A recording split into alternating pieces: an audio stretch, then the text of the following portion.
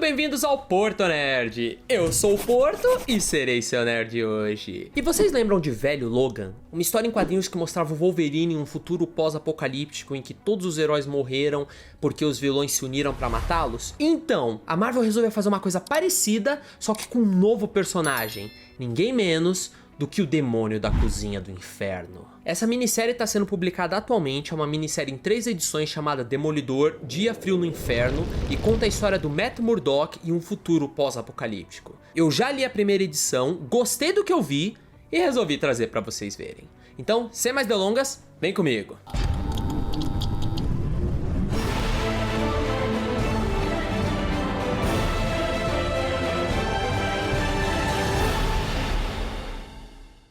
A nossa história começa no meio do inverno. A gente vê uma bengala batendo em lápides e um homem ruivo, velho, com cachecol vermelho, descendo pela colina de um cemitério coberta de branco. Ele finalmente bate numa lápide e resolve começar a falar. E ele fala: "Nossa, tá frio demais hoje." E aí embaixo também deve estar muito frio, né? Ele se ajoelha e começa a conversar com a lápide, basicamente trocando uma ideia com ela, contando sobre a vida dele, falando o que tem acontecido, comentando que a Jessica Jones entrou em contato com ele, que ele não via ela desde o passado, quando ele ainda tinha poderes. Ele comenta que a Jessica só não tinha ido atrás dele antes porque ela não sabia se ele tinha sobrevivido à guerra. Mas sim, ele tinha sobrevivido porque a guerra aconteceu muito tempo depois que ele já tinha perdido os poderes. Agora ele tá inativo. Simplesmente um cara cego. E ele continua conversando com a lápide até que ele comenta que a Jessica perguntou pra ele se ele tinha algum arrependimento. E ele respondeu pra ela que não, porque aos olhos dele, tudo o que aconteceu era a vontade de Deus. E nessa hora ele levanta, vai embora, e a gente vê que a lápide não era de ninguém menos do que Wilson Fisk. Isso me fez lembrar até do Watchmen, tá ligado? Quando o Rorschach comenta que, tipo, no final da vida dos vigilantes, as únicas pessoas que parecem que se importam com ele são seus maiores inimigos. E quem é o maior inimigo do Matt? Eu achei bem legal essa sacada. Enfim, o Matt começa a atravessar a cidade, voltando pra onde ele veio, e a gente vê como tá tudo desesperançoso. As pessoas estão morando na rua, tá um frio lascado. Até no próprio design da cidade você vê que falta uma esperança nas pessoas. Câmeras estão vigiando os passos de todo mundo pra todos os lugares. O Matt ele entra numa balsa e atravessa o mar, voltando pra Manhattan. E no meio do caminho, como agora ele não tem poderes, ele se sente muito enclausurado quando ele tá em um lugar fechado, com cheiro ruim. Então ele resolve sair e respirar um pouco do ar puro. E quando ele sai, a gente vê a ponte do Brooklyn completamente destruída, com 2 placas. Uma escrita "Nunca se renda" e outra escrita "Nunca esqueça". O que é mais um sinal dessa guerra que aconteceu. Quando ele finalmente chega em Manhattan, ele acaba passando por um túnel do metrô e um cara chega e pede um trocado pra ele. O Matt resolve dar um trocado pro cara, abre a carteira, só que é empurrado escada abaixo. Quando ele começa a cair, ele começa a pensar: "Vamos lá, velho, você já fez isso várias vezes. É só colocar a mão e dar a cambalhota. Vai!" Ele coloca a mão na escada e cai de costas no chão. Nessa hora, o comparsa do assaltante coloca uma faca no pescoço do Matt e eles resolvem tirar tudo que ele tem. Só que o Murdock, mesmo sem poderes, continua com uma puta de uma lábia. Ele começa a conversar com os caras e explica: "Olha, eu tenho $30 no bolso. Se vocês roubarem esse dinheiro, vocês podem até conseguir comprar alguma comida. Só que e se vocês, ao invés de fazer isso, não forem lá pro sopão que eu tenho na cozinha do inferno? Lá a gente tem comida pra vocês, totalmente gratuito, e até uma cama se vocês chegarem a tempo e ninguém tiver tomado antes. E aí, caras, por que vocês não fazem isso?" E aí, pra completar, ele até resolve pegar e usar o argumento final: "Eu sou um cara cego, eu nem vou saber quem eram vocês. Então por que vocês não vão lá? Não é melhor pra todo mundo?" Aí o cara que tá roubando ele resolve meter o louco e falar: "Você é cego, né?" Pega o dinheiro e fala: "Eu vou pro sopão sim, valeu, trouxa!" E começa a fugir. Aí o Matt grita pra ele: "Não, pelo menos a bengala, me devolve a bengala, você não precisa dela." Aí o cara olha pra ele, joga a bengala. O Matt começa a pensar: "Vamos lá, velho, você consegue. Só ouça o som.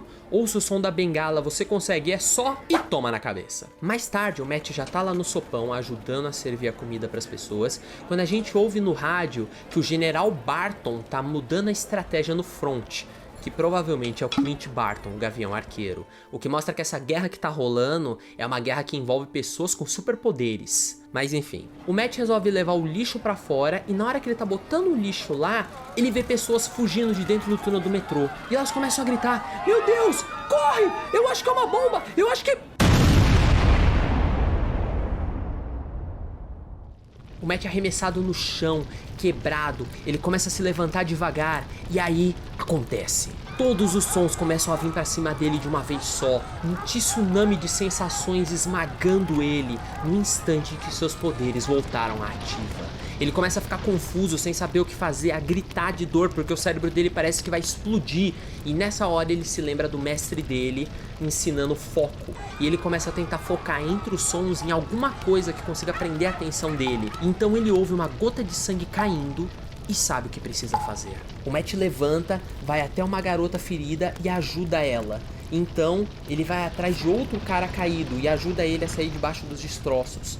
A Angie, uma garota que trabalha com ele, vem pra ajudá-lo. E ele começa a falar pra ela: não, Angie, vai embora. A gente não sabe o que é essa fumaça. E de repente, nessa hora, ele ouve alguma coisa. O Matt corre atrás do som, se jogando pra dentro da cratera que costumava ser o metrô.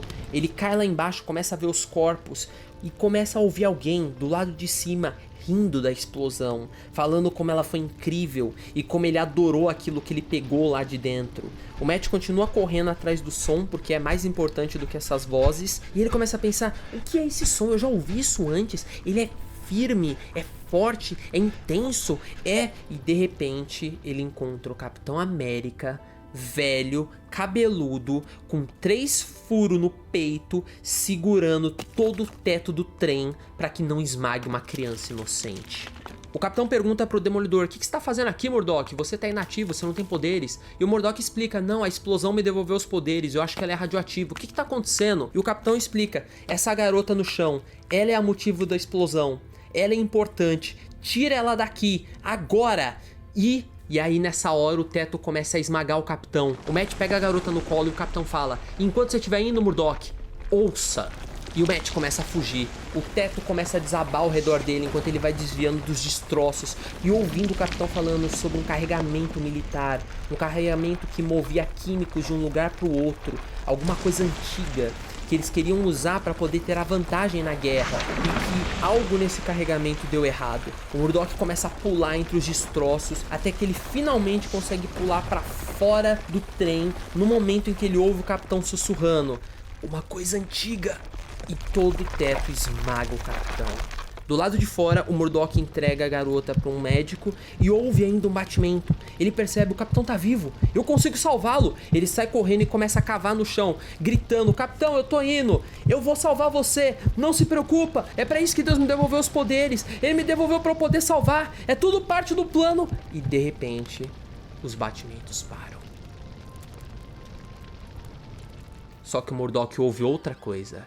Ele ouve o cara rindo em algum lugar e falando como ele adorou ter conseguido o escudo do Capitão América e como o chefe dele vai amar aquele presente. E é esse desprezo do cara que faz o Murdock perceber que agora é pessoal.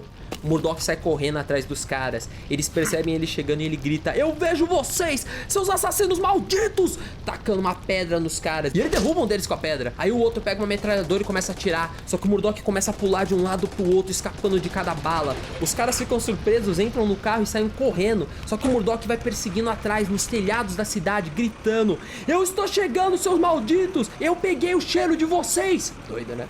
Eu vou atrás de vocês! Aí o motorista vira e fala: ah, você quer brincar de herói? Então beleza. E começa a atropelar pessoas no caminho. E o Murdock percebe isso e ele fala: mano, agora já era, velho. E ele começa a pensar: vamos lá, eu já fiz isso milhares de vezes. É só calcular a rota e eu consigo cair em cima do carro deles. Vamos lá, velhote. É só pegar os seus bastões e... Só que nessa hora ele percebe que ele tá sem os bastões. Ele se desespera, começa a tentar parar a corrida e por pouco não despenca do prédio.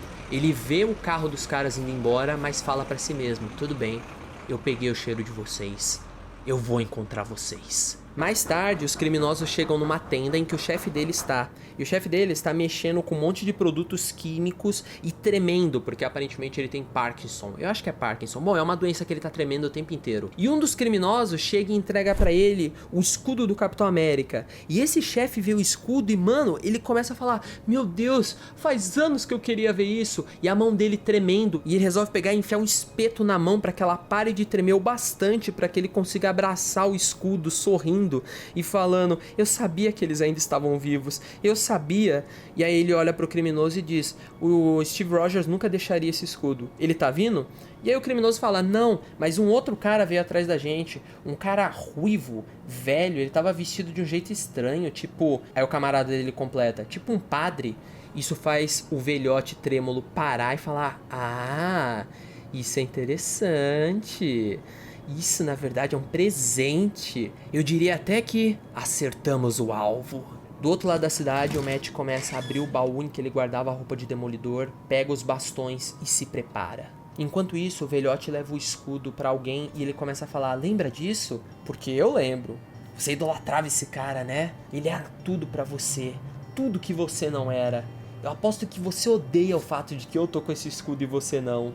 E pergunta: quer segurá-lo, Frank? E aí a gente vê Frank Castle, sem os braços, sem as pernas, preso à parede. O cara começa a tirar sarro do Frank, dizendo que o Capitão América morreu e que agora outra pessoa vai vir. O Frank até tenta morder o dedo do cara e arrancar um pedaço, o que faz o cara rir mais ainda. E esse sarcasmo, essa acidez, pra mim esse cara é um mercenário. Tipo, o HQ não revela, mas com certeza ele é. E aí esse cara começa a falar pro Frank que pra ele não se preocupar, porque logo logo um novo amigo tá chegando. Alguém pra ajudar eles a se divertir. E nessa hora a gente vê o Demolidor pulando de um prédio, vestido com a roupa de demônio e pensando: é tudo parte dos planos de Deus. E esse foi Demolidor, Um Dia Frio no Inferno, a primeira HQ da série. E vamos ver, eu achei que foi um começo bem forte, gostei bastante, eu espero que vocês tenham gostado também. Se vocês gostaram, se vocês quiserem que eu faça um vídeo das próximas edições, comentem aí embaixo pra eu poder saber e poder fazer, beleza? Como sempre, muito obrigado por estarem comigo até aqui e até a próxima.